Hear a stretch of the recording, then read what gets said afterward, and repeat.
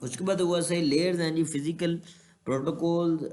Physical layer पे हमारा पास जो प्रोटोकॉल है वो IEEE 802, जिसको हम 802.11 जो हमारा वाईफाई का प्रोटोकॉल है वो वाला इस्तेमाल होता है। ये फिजिकल इंटरफेस बिटवीन डिवाइसेस के दरमियान एक फिजिकल इंटरफेस प्रोवाइड करता है, जिसके थ्रू जो डिवाइसेस आपस में कनेक्ट होती हैं। बेसिक इसकी सर्विसेज ये हैं कि मैकेनिकली इंटरफेस आपस में कनेक्ट करता है, ट्रांसमिशन रेट इसकी प्रॉपर्टीज़ हैं, इनकोडिंग स्कीम्स होती हैं, ट्रांसमिशन मोड। जैसे कि हम देखते हैं कि वाईफाई हमारा नेटवर्क होता है, वाईफाई के ज़रिए अगर हम किसी दूसरी हॉटस्पॉट को यूज़ करते हैं तो हमें उसका SSID और उसका पासवर्ड देना पड़ता है, तो वो नेटवर्क जो है वो अनकोड हुआ होता है। तो उसके लिए हमें जो है सिक्योरिटी कीज अप्लाई करनी पड़ती हैं, जिसके थ्रू हम उस नेटवर्क के साथ कनेक्ट होते हैं। वो डाटा लिंक प्रोटोकॉल है, protocol IEEE 802 and point to point protocol for वैन। बेसिक सर्विसेज क्या हैं? डाटा लिंक कंट्रोल में क्या होगा, आप देखेंगे कि एरर डिटेक्शन एंड कंट्रोल के प्रोटोकॉल इंप्लीमेंट होंगे, फ्लो कंट्रोल के होंगे। एरर डिटेक्शन एंड कंट्रोल से मुराद है कि क्या डाटा आपका सही आया है या नहीं। अगर आपका डाटा मुकम्मल और सही आ गया तो वो ओके करेगा, अदरवाइज नहीं करेगा।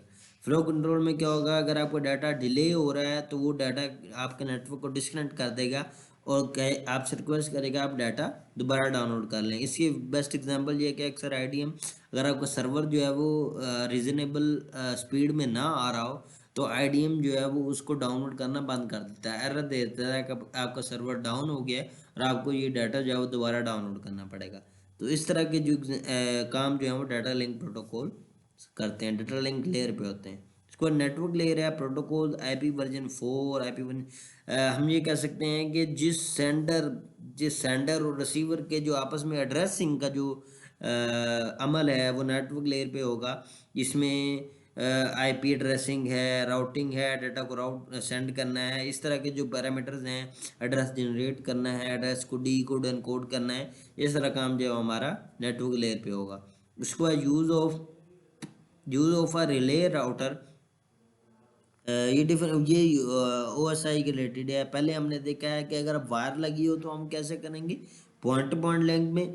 अब यहाँ पे हमारे पास वायरलेस नेटवर्क है, एक राउटर है जिसके थ्रू हम डाटा जो है वो सेंड और रिसीव कर रहे हैं। अगर आप ये देखें सिस्टम जो है वो यहाँ पे हमारे पास जो फिजिकल लेयर है, ये भी फिजिकल लेयर है। अगर आप एप्लीकेशन लेयर से इधर मूव करते हैं तो फिजिकल लेयर की तरफ डाटा, और यहाँ पे आपका डाटा जो है वो लेयर्स को दो हिस्सों में डिवाइड कर दिया है। 4 लेयर्स ट्रांसपोर्ट लेयर तक अलग कर दी हैं, वो डायरेक्ट कम्युनिकेट कर रही हैं, और बाकी 4 लेयर जो है वो यूजिंग ट्रांसमिशन मीडियम जो है वो आपस में कम्युनिकेट कर रही हैं। तो इसको हम देख सकते हैं कि हमारे पास राउटर जब यूज़ होगा तो हमारे पास जो लेयर जो है वो किस तरह से डिवाइड होंगी।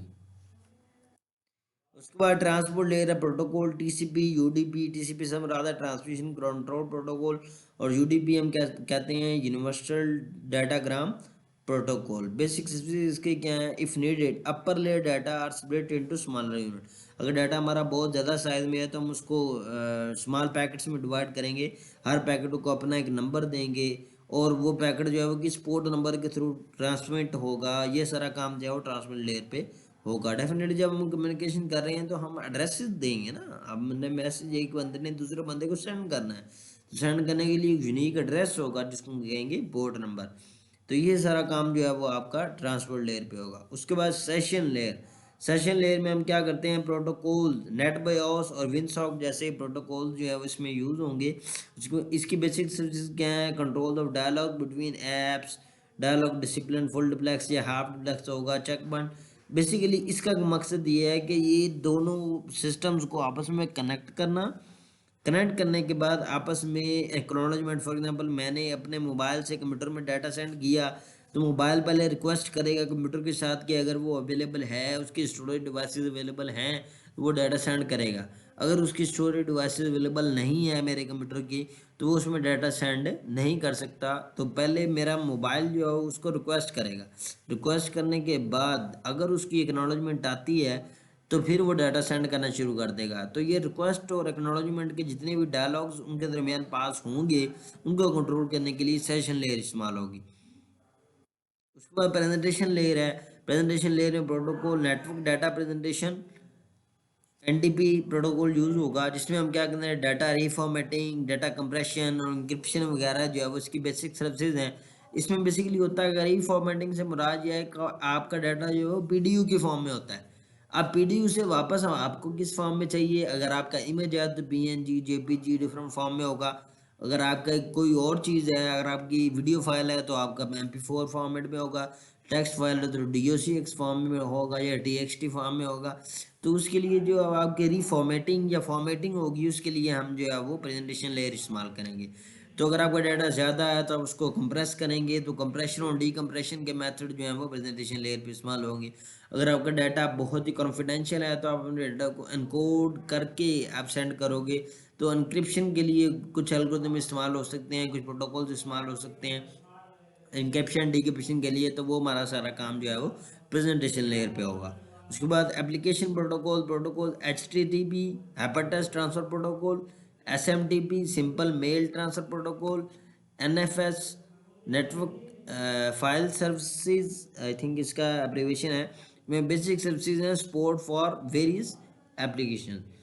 फॉर एग्जांपल इसमें हमारा क्या फाल करेगा, इन सिंपल वर्ड आपका व्हाट्सएप, जिसमें आप अपना मैसेज फॉर्मेट करते हैं, उसमें अपना मैसेज टाइप करते हैं, अपना डाटा ऐड करते हैं, पिक्चर ऐड करते हैं, या अपनी जो है वो फाइल जो है वो ऐड करते हैं, या अपना टेक्स्ट टाइप करके सेंड करते हैं। तो जो व्हाट्सएप है उसकी जो उसमें डाटा की मैनेजमेंट है, उसके लिए हमारी जो लेयर है वो एप्लीकेशन लेयर